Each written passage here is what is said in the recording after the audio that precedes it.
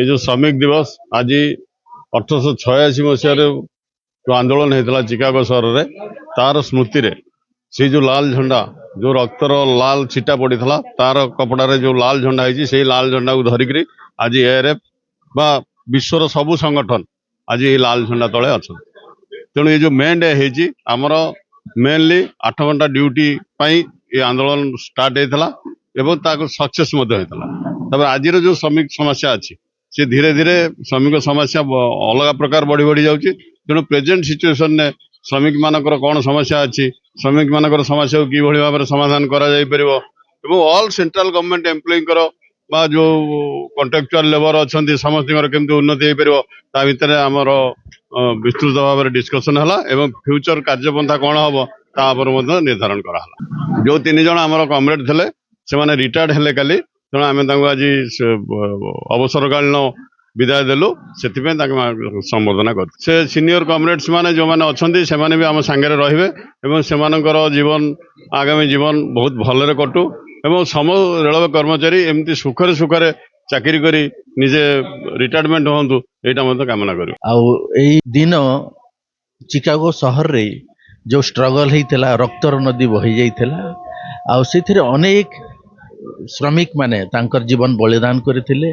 से समय रे कौन होता ना श्रमिक मान को 20 घंटा 25 घंटा से व्यवहार करुले जो द्वारा कि से परिवार को देखि पार नथिले पिला मान को से गढ़ी पार नथिले जो द्वारा से स्ट्रगल हेतु आज आम 8 घंटा ड्यूटी आम करने को सुजोग पाइछु।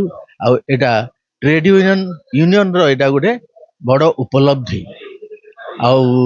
श्रमिक यूनियन को आम स्मरण करी आग को जेपरी आम समस्ते एकता रक्षा करी आग को बढ़िबा स्पेशली श्रमिक यूनियन रो गाइडेंस रे आम जेपरी आग को बढ़िबा हमर शुभकामना दउछ। आज रे विश्व श्रमिक दिवस रे हमर ईस्ट कोस्ट रेलवे श्रमिक यूनियन तरफ रु श्रमिक दिवस पालन कराइथिला। सेतरे 3 जण हमर श्रमिक कर्मी रिटायरमेंट हेतिले तांकर फेयरवेल मध्ये कराइथिला।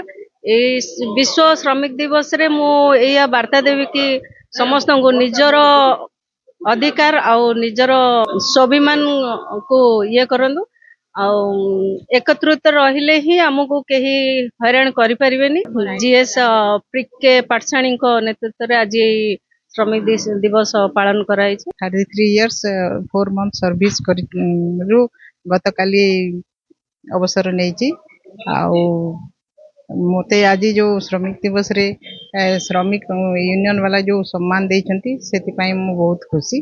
समस्ते समस्तंकर राइट्स विषय जानतु राइट्स पई फाइट करंतु आ से माने जदी करि पारबेनी तांकर यूनियन तरफ रु कि जहा तरफ रु हेले भी से तांकर राइट टाको हासिल करंतु।